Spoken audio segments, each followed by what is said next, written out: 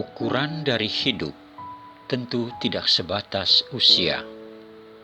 Memang setiap tahun ada yang merayakan hari ulang tahun kelahiran lantaran bertambahnya usia. Namun usia saja tidaklah cukup untuk hidup yang bernilai. Hidup di sisi lain mesti diabdikan dengan tak menghitung dalam memberi. Orang yang senantiasa memberi adalah orang yang akan dikenang sebagai orang baik. Sebab memberi itu suatu karya kebaikan. Maka hidup sesungguhnya kesempatan untuk setiap kita melakukan kebaikan dengan memberi.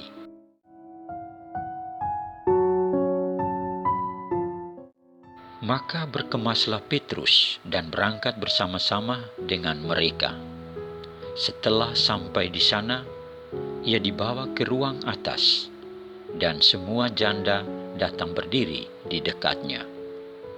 Sambil menangis, mereka menunjukkan kepada Petrus semua baju dan pakaian yang dibuat Tabita waktu ia masih hidup.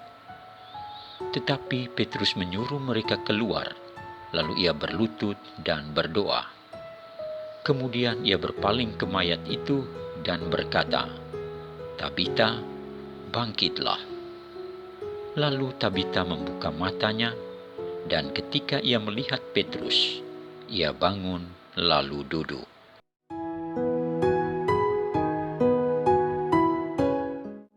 Adalah Tabita, seorang murid Tuhan yang meninggal di Yope.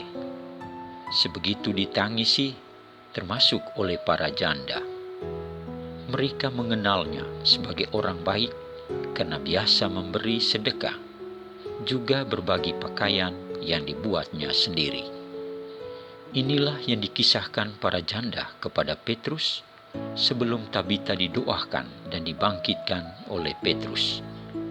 Semasih hidup, Tabita telah berbuat baik dengan bersedekah dan berbagi. Ia dikenal sebagai orang baik yang ketika mati sungguh ditangisi. Kematian adalah saat di mana kebaikan semasih hidup dikisahkan. Tuhan memberkati.